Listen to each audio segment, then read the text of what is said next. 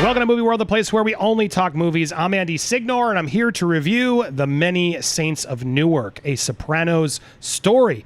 Now, do you need to see Sopranos in order to enjoy this movie? Or if you're a mega fan of Sopranos, will you enjoy this movie? Those are questions I'm going to answer here along with my review. Before I get there, though, I do want to do a quick plug. Guys, I'd love for you to check out my new film, full movie reviews. I give you the top 10 reasons to go back and rewatch or stream for the first time classic films. And this week, I covered In the Line of Fire. I'd be grateful for your support because, yes, we're going to still do Best Movie Ever here once in a while, but I was so tired of watching bad movies. I wanted to go revisit and fall back in love with some of my favorite older movies. And in honor of Cry Macho, I watched one of my favorite Clint Eastwoods, In the Line of Fire, which if you've never seen, I highly suggest you do. And I'm going to give you the top 10 reasons why you should watch it. So it's a format I made that's, again, there's some SEO tricks I'm trying to pull in the title and such, but it's a format I can do a little easier to do some research, get my thoughts down on paper, but then bring to you hopefully a repeatable weekly format. And I'd love suggestions of older movies to go revisit. So I'll put an iCard up there. It's up there as I'm talking at the top. I'll also put it at the end of this video. I'd really love your support in watching this new series of mine. All right, but getting back to this review and The Many Saints of Newark, which is, yes, a Sopranos story. The big question this film asks is, who made Tony Soprano? Yes, that's the big question. So if you don't know who Tony Soprano is, I mean, you're living under a rock. I feel like James Gandolfini and Tony Soprano is in the lexicon because of how iconic it was, even if you didn't see the show. But yes, knowing Tony Soprano and knowing the other characters from the show will definitely help your enjoyment of the film. Now, I've seen Sopranos. I like Sopranos a lot, but I didn't love it. It's not one of my favorite shows. I think it was always, there's some amazing moments in it, but I also think there's a lot of moments that led to nowhere, including the ending, which was most people know about the show's ending, even if they haven't watched the show. Still, the show is good. I had to go refresh my memory. I had to go watch a recap of the series before I saw this, just to get back in the Sopranos mindset. So you're just for my mind. Yes, it helps to know who the supporting and characters and know Tony Soprano and all those characters. It definitely helped my enjoyment of the film. In fact, another critic who left hadn't seen Sopranos and said at the end he was super confused. He was like, I guess I had to watch the show to really get and enjoy this film. So I do think people who don't know the show will struggle a bit. That said, I do think they do a good job at creating a new environment, some new characters, as well as younger versions of the characters that we knew and loved on the series. So overall, is this film worth watching? Yes, I do recommend it. Again, especially if you're a Sopranos fan. This definitely is more of a Sopranos fan film at times, and I'll get to more of that in a minute. But the real thing that sold me on this movie was the fact that they cast James Gandolfini's son in the role of young Tony Soprano. This could have been a complete disaster, but the reality is it totally worked. And yes, there's a little bit of an emotional play there where we just feel for him and his dad no longer being with us. Rest in peace, James Gandolfini. But seeing now his son grow up into the business and portray this character at such a young age, teetering on whether he's going to join this mob or not. I mean, spoiler alert, based on the series that he does eventually.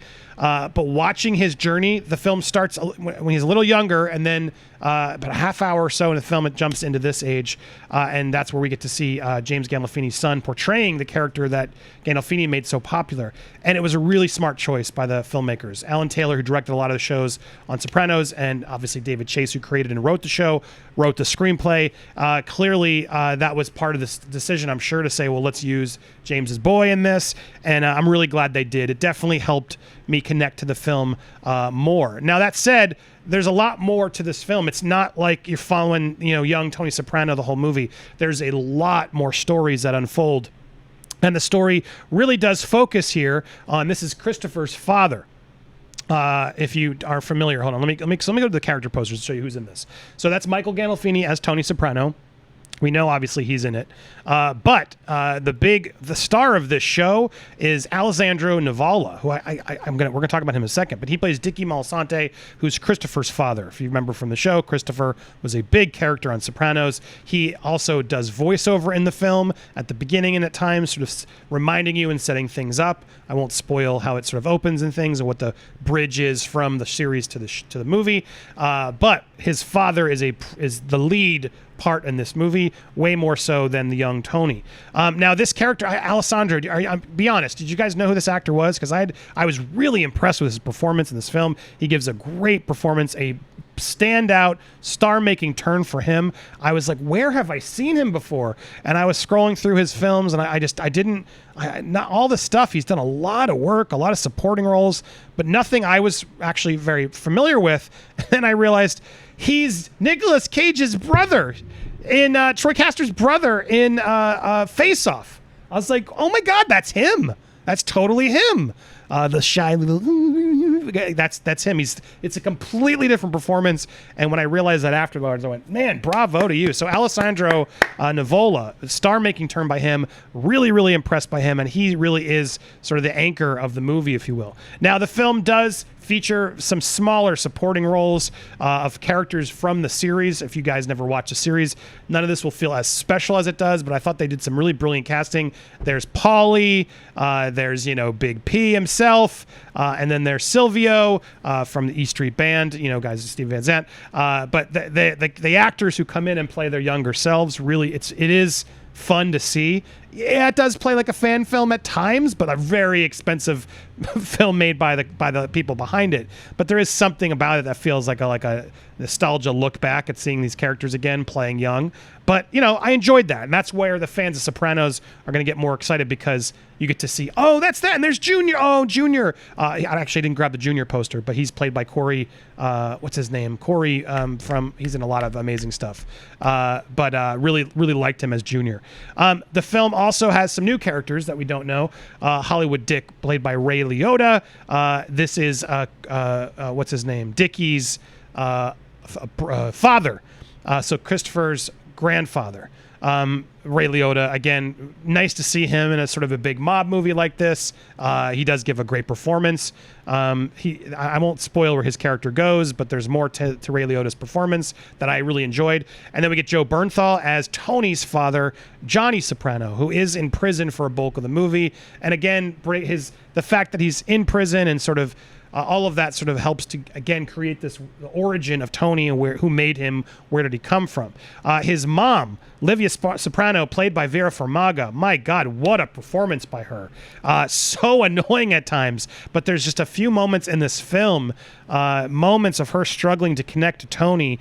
There's one scene with a guidance counselor that was probably my favorite in the film that I really loved, and then follow-up scene in the kitchen where she sort of is trying to reconnect with a young Tony and just has her own problems, and Tony trying to help her and figuring out is it medication she needs, etc. There's a lot of nuance there. And again, probably the only part of the problem I have with the film is the film really is a bunch of little stories like this. As I'm now showing you on revealing the cast, the film has so many little stories that I really do think this film would have worked better as a series, if I'm being honest. I know David Chase is very upset that this film's coming to HBO Max and in theaters, but I gotta be honest, I don't know if this film would have done as well strictly into theaters.